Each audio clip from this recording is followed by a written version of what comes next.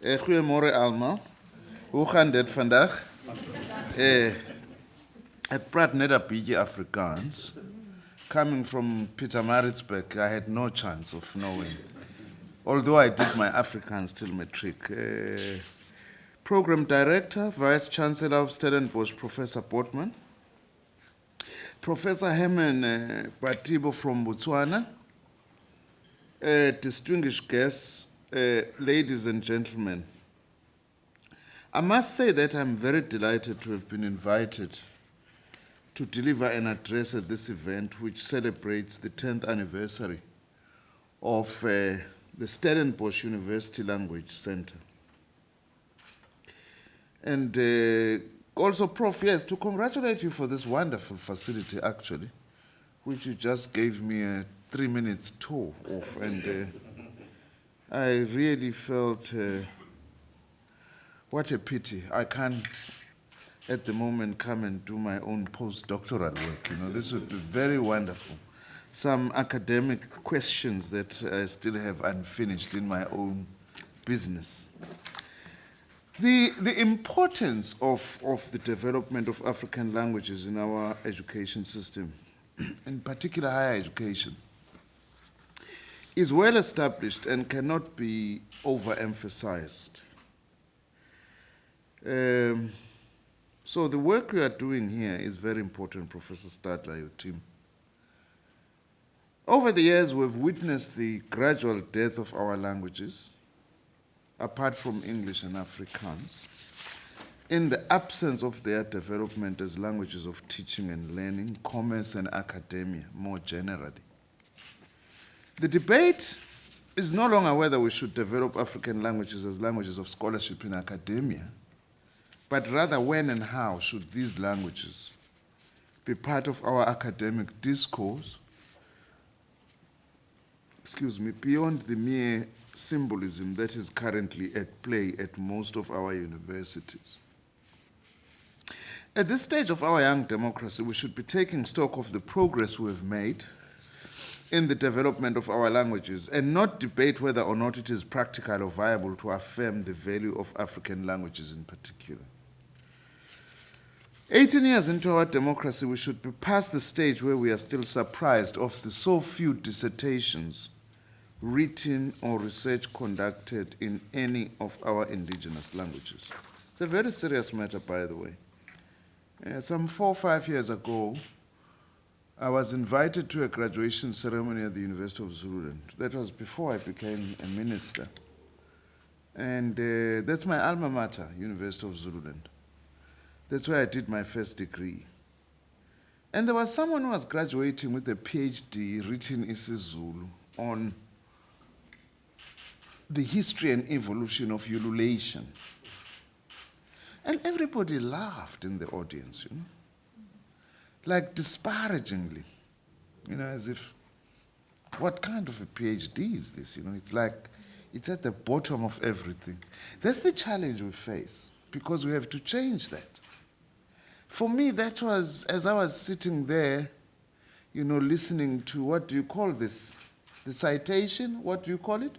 When someone is graduating for a PhD, you know, I said, this is so important, but people are laughing about it. You will agree, as Professor Portman is saying, that we have been on a downward slope when it comes to ensuring the vibrant development of our languages. From an early age, Prof, as you say, many of our children, particularly those from middle-class families, are taught and converse in English in their homes.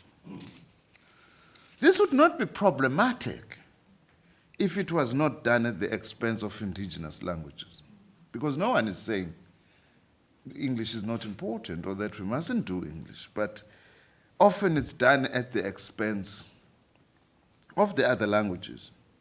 Of course, parents do this because they see advantages in getting their children ready for the school curriculum as delivered in former Model C schools, as it is mostly delivered in English. In these schools, it is often not possible to study an African language other than Afrikaans, which is an African language, Prof.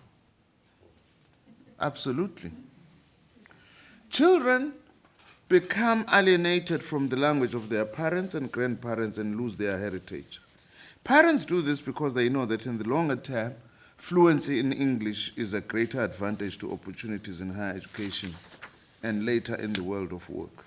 On the other end of the spectrum, many of our young children in rural and poor communities learn their home language or African mother tongue without being exposed to English.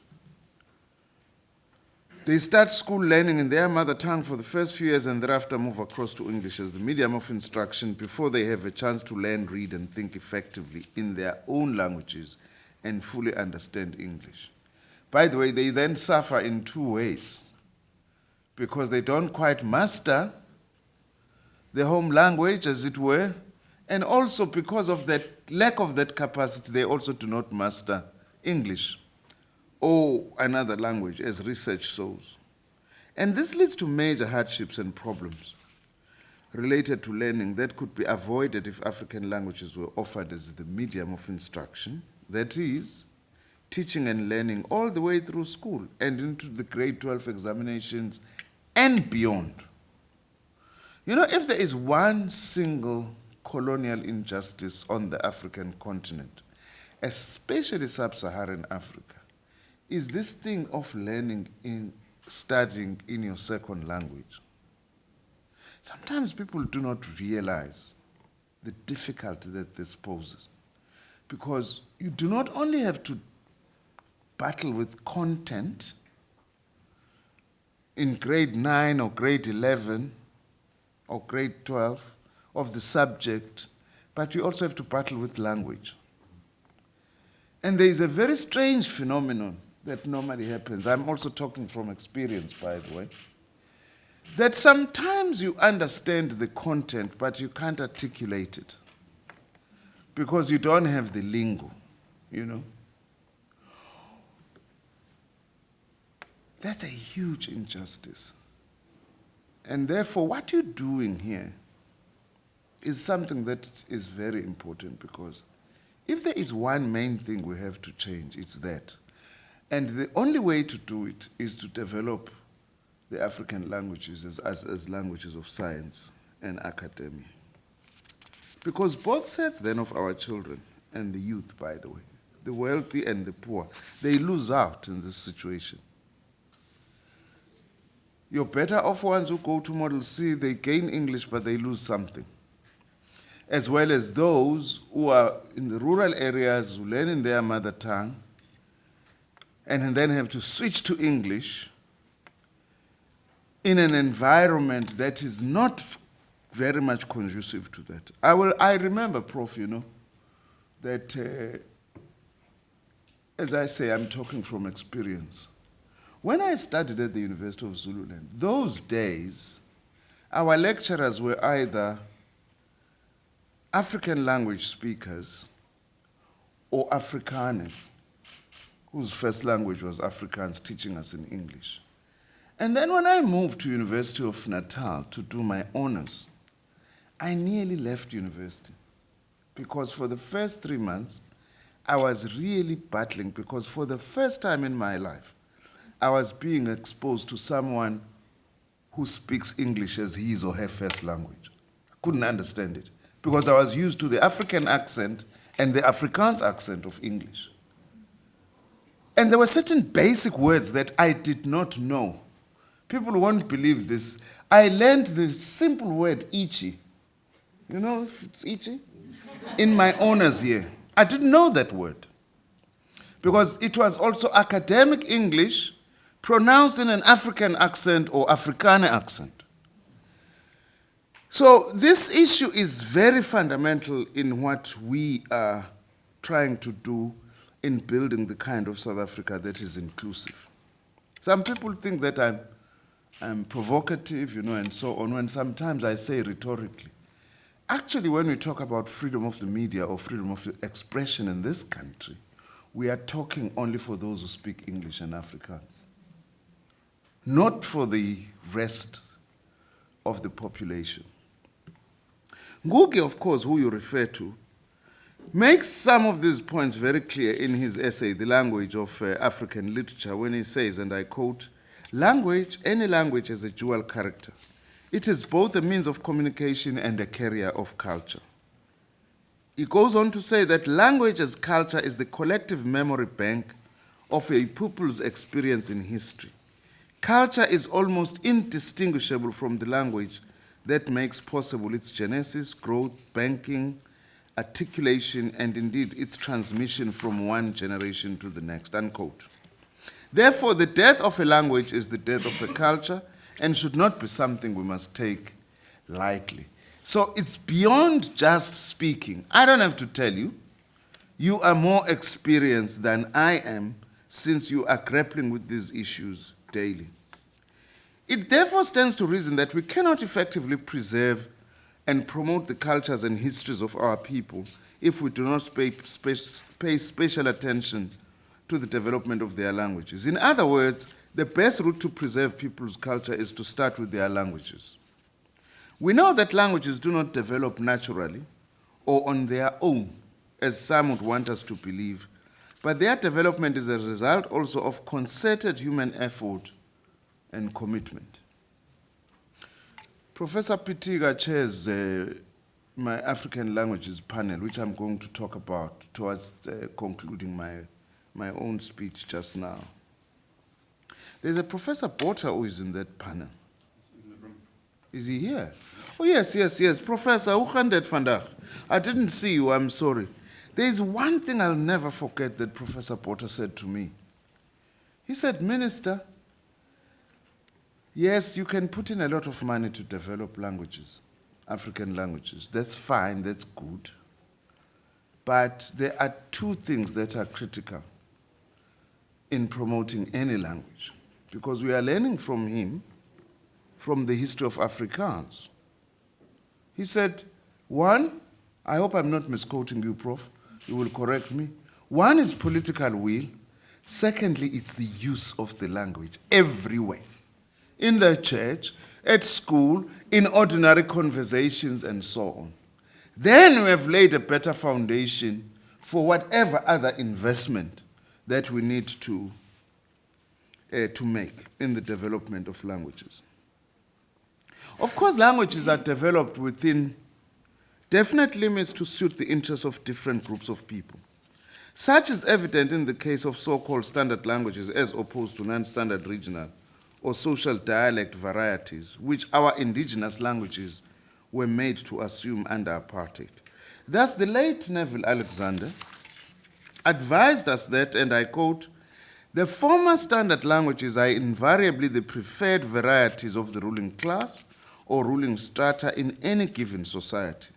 They prevail as a norm because of the economic, political, military, or cultural symbolic power of the rulers, not because they are natural in any meaning of the term, unquote. Trends in post-colonial Africa show that many African countries have struggled to develop and maintain indigenous languages, particularly in higher education. Examples of strong preservation of these languages within the academy are few and far between. Colonial languages have continued to dominate in education, commerce, the media, and in international and continental exchanges. While we cannot ignore global imperatives for communication and academic transfer, engagement and knowledge building, we do not have to neglect indigenous languages. I often find that language is a barrier in scholarship when we do not have to go far to find examples of these. If we look across the globe, at the same time as English has developed as an international language of commonality, many advanced countries use their own languages as languages of teaching, learning, and scholarship: French, German, Japanese, Chinese. The barrier is when languages are not developed as languages of scholarship. Our Constitution instructs us to do this. Our own language policy for higher education calls for the simultaneous development of a multilingual environment in which all our languages are developed as academic and or scientific languages, while at the same time ensuring that the existing languages of instruction do not serve as a barrier to access and success. That's what our higher education says. I've always challenged some of our Afrikaner compatriots, especially Dr. Mulder, the deputy minister. I say, you know, you are doing a huge injustice for Africans whilst thinking that you are promoting it. You are not going to protect the usage of Afrikaans, which must be protected, in isolation from promoting the other African languages in South Africa. In fact, I always challenged him, why don't we form a front, not a freedom front, a language front, you know, to actually say, let's promote all these languages as the best condition in the end to protect Afrikaans, by the way. That's a challenge that I would also like that we all take up. Because development of African languages is also critical for active citizenship, to ensure that ordinary South Africans are able to participate in public discussions in the language they are most comfortable with. In other words, the development of indigenous languages is a fundamental building block to our democracy.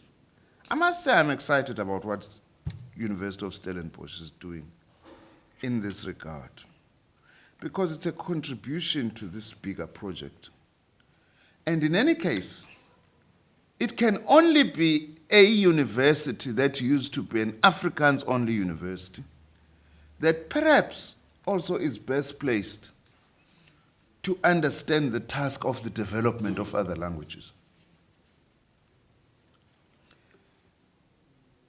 That is why the work we are doing here is very important. And I had to leave my caucus to come here, Professor. And the ANC caucus and all the other political parties' caucuses are very exciting these days. So that's why, as soon as I finish here, unfortunately I can't stay. I've got to go back and join the ANC caucus. I'm aware that universities are at different levels of promoting multilingualism within their operations. There are universities which have developed language policies with multilingualism cited as an important element or drive in their policies.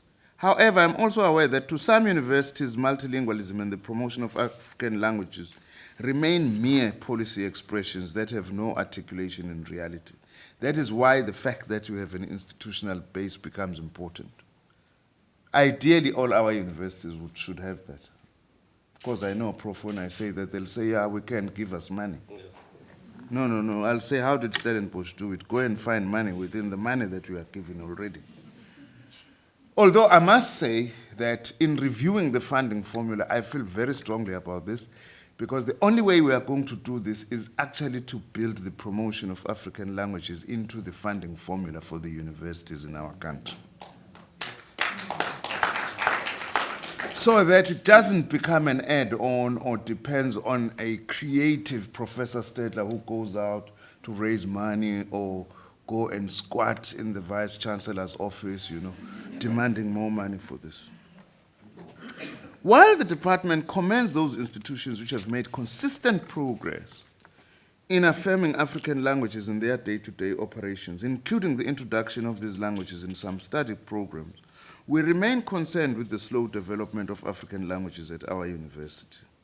The long-term goal is to go beyond functional usage or communication and develop African languages into languages, as I have said, of teaching and research within universities. And we need to debunk the myth that these languages cannot be developed. At some stage, I'm told, in the history of the world, people thought that English would never become a language of science. I think those were the days of what? Of Latin? So there is no language, actually, that is incapable of being developed. That's a fact. In South Africa, of course, as I've said, we have a perfect example from our own Afrikaans. This was a language that was deliberately developed into a language of science and commerce from a kitchen towel. Since 1948, it has developed into a strong language of intellectual production. The quest for the development of African languages should draw inspiration from these historical examples. Language is also the entry point for development because it allows for direct communication with others and thus becomes a motivation for people to want to learn more. And for a country like South Africa, given our own history, language, it can be a very powerful weapon in building a united South African nation, albeit with its diversity. I do not want to dwell too much on processes that my department has put in place to ensure the development of indigenous African languages in higher education. I'm sure you're already aware of the Ministerial Advisory Panel that I was talking about, headed by Professor Pitiga Ntuli, that I've put together to look into this matter. The establishment of this advisory panel was, amongst others, triggered by the findings of the Sudin report, published in 2008 in the wake of that ugly incident at the University of the Free State, which noted increasing feelings of marginalization by English second language speakers at universities. It was one of its major findings. The report recommended that the minister initiates a broad review of the obstacles facing the implementation of effective language policies and practices at institutions. This panel will therefore submit its report in June next year. That's what I've asked it to do, with the expectation that based on the terms of reference, the report will provide concrete recommendations and proposals on interventions to be made to speed up the development of African languages within higher education institutions. That's why, Professor Ntuli, I'm glad you are here. You know, because one of the things I'm very keen on is to understand what are the initiatives being taken by various universities in our country on this score. My ministry believes that our education system needs a radical shift of mindset and begin to see the development and affirmation of African languages as a constitutional obligation in order to ensure a better life for our people and an important imperative towards inclusive citizenship. As I have said, we cannot successfully move forward as a nation when large numbers of our people are left outside public deliberations as a result of our limiting language choices. When I challenge the editors of newspapers, and say with the exception of KwaZulu-Natal, there are hardly any significant African language newspapers. Well, apart from some community media, and so on, they say, no, don't talk to us. Talk to our owners. I say it's very nice, because when it suits you, we are independent, and when it suits you also, you say, no, we are not independent, we are dependent on our owners who must actually put in money. Because this thing is a challenge, I don't want to sound nasty. Something very strange and interesting. I can't read the edition of the Sunday Times in isiZulu. isiZulu is my first language, but I can't read it. I find better to read the English one. And I've been battling. Why is it the case? It's because it's translated. I'm not saying translation is not important, but it's because it's translated. And I was saying to the editor of the Sunday Times, why don't you write the Sunday Times, your stories, originally in isiZulu, rather than to take the English copy and translate it? Because that says a lot also about language and language development. But you are the practitioners. I'm only a little politician on the side, but who has got great interest in this work. Once again, let me say thank you to the Stellenbosch University Language Center and the organizers of this gathering for the invitation to come here and share some ideas. There's nothing new, I told you. I've just come to say I support what you're doing. I wish you success in your deliberations, and I hope you will share the outcome with the panel. Professor Ntuli is here, and other members of the panel, by the way, that I've seen as well. Once more, siyabonga kakhulu, engathi umhlangano wenu ungaba impumelelo. Thank you.